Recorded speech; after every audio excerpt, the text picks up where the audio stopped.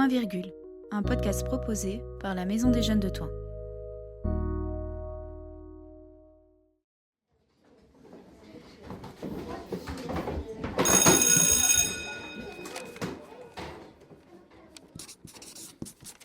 Cher journal, je me suis encore disputée avec maman. Elle est étouffante avec toutes ces questions, toujours sur mon dos à s'inquiéter. J'ai un peu de vie privée. La bonne nouvelle, c'est que depuis hier, le faux profil et les photos ne circulent plus. Je ne reçois plus de messages de numéros cachés, mais en cours, ça ne change pas. On me parle sur mon dos, on me met des messages dans mon casier, on me dévisage. On m'a dit de parler à mon entourage, mes profs, mes parents. Mais comment je peux faire ça ? Et si ça aggravait les choses d'en parler à l'école ? J'ai pas envie que mes parents soient au courant. J'ai trop honte. Je te laisse, il y a la sonnerie. Ce que je vous demande pour la semaine prochaine, c'est de rassembler un maximum d'informations sur votre sujet et de me faire une belle présentation. Olivia, tu veux bien rester ? J'aimerais bien te parler après les cours. Oui, d'accord. Alors, je voulais te dire que hier, j'ai saisi le téléphone d'une élève et je suis tombé sur des photos et des commentaires peu flatteurs à ton sujet. Putain, ça va se savoir même à l'école. Putain de merde, je suis dans la merde. Olivia ? Qu'est-ce qu'ils vont penser de moi ? Olivia ? Olivia, t'es avec moi ? Oui, merci, tout va bien. Je ne sais pas ce que... Ce n'est pas moi sur la photo, Écoute, si tu subis des choses qui te font du mal, sache que tu peux en parler, je serai là pour te soutenir. Le harcèlement, c'est sérieux, Olivia, et tu n'es pas seule. Bon, je pense qu'il est temps d'agir. Je vais t'emmener voir un conseiller du planning familial, ils pourront probablement t'aider. Tu vas également devoir en parler à tes parents. Olivia, c'est pas ta faute, c'est toi la victime dans cette histoire. Et tes parents ne seront pas fâchés, je t'en assure. D'accord.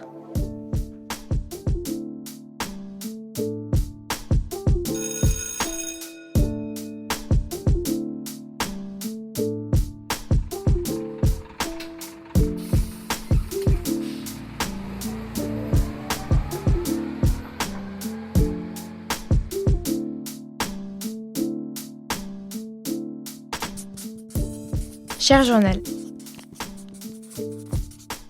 je suis allée voir le conseiller du planning familial. Alors, vous êtes ici dans un cadre de non-jugement, donc tout ce que vous pouvez dire ou autre, on est tenu au secret professionnel. Il n'y a pas de critique, il n'y a pas de jugement. Sentez-vous vraiment libre de pouvoir dire ce que vous avez envie de dire. Donc, n'hésitez pas, si vous n'avez pas tout envie de me dire, il n'y a aucun souci. Sentez-vous vraiment à l'aise de pouvoir me dire ce que vous avez envie.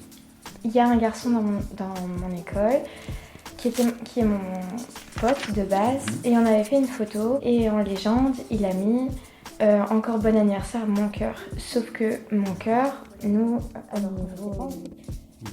et puis ça a commencé avec des photos qui ont commencé à circuler de moi dénudée et du coup ça a commencé à prendre des proportions, on a commencé à m'insulter, à m'envoyer des mots dans mon casier. Qui s'appelle Noura, qui m'a expliqué qu'en fait j'étais en situation de harcèlement et moi je ne m'en rendais pas compte parce que c'était assez dur en fait. Et à travers quelle situation-là, c'est vrai qu'en général il vaut mieux agir parce qu'il y a quelque chose quand même qui se trame. Est-ce que ce serait compliqué par exemple pour vous de pouvoir commencer à en parler tout doucement à vos parents ? Je veux bien essayer, mais ça risque d'être très compliqué.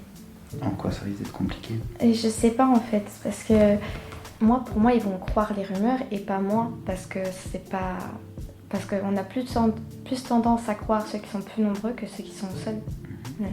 Tu as des exemples où tes parents ne t'ont déjà pas cru ou quelque chose qui a été difficile à vivre par rapport à ta famille ? Pas que je m'en souvienne.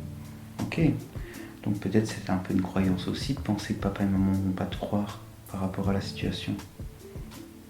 Peut-être. Est-ce qu'on pourrait éventuellement envisager, si tu le désires, qu'on éventuellement invite tes parents à la prochaine séance ensemble et comme ça on pourrait un peu leur faire passer des messages, mais ensemble, pas que tu te retrouves seul par rapport à cette situation. Oui, pourquoi pas. Maman et papa sont au courant. On a beaucoup parlé, beaucoup pleuré aussi. Mais ils ne sont pas fâchés. J'ai encore honte de ce qui m'est arrivé. Mais ensemble, on continue les démarches avec les différents services. Mon prof a organisé des rencontres avec le planning familial pour la classe. C'est encore compliqué d'aller en cours. Je subis encore quelques remarques et insultes de temps en temps. J'ai encore peur que ça recommence, mais je ne suis plus seule maintenant. Lola est également revenue vers moi. Elle s'est excusée d'avoir cru les rumeurs et elle m'a dit qu'elle avait peur que si elle prenait ma défense, ça se retourne contre elle. Je fais encore quelques cauchemars de temps en temps, mais ma psychologue m'a dit que c'était normal. Je sens que ça ira. Oui, ça va aller.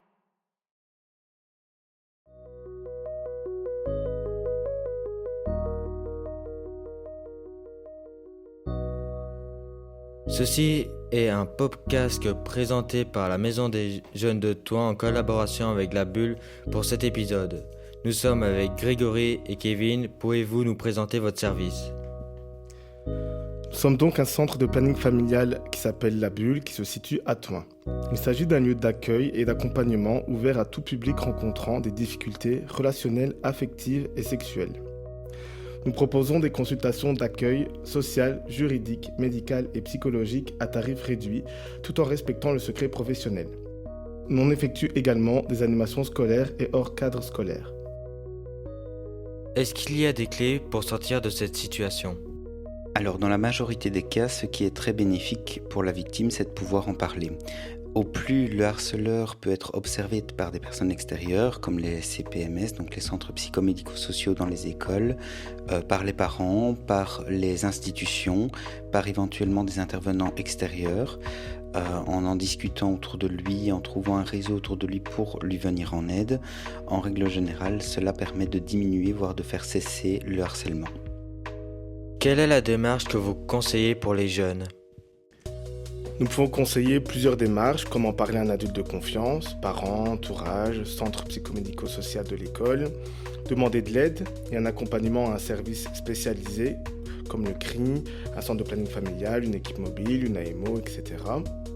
Le signaler aux services compétents et porter plainte, comme à la police, à la direction de l'école, etc. Contacter un numéro d'écoute, comme le 103, qui est Écoute Enfant, ou le 0800 95 580. Et protéger et sécuriser les réseaux sociaux, donc signaler les abus, mettre son profil en privé, etc. Aussi, la personne demandeuse peut également se présenter sur place lors de nos permanences d'accueil. Nous pouvons nous contacter par téléphone, par mail, via les réseaux sociaux tels que Instagram, TikTok et Facebook.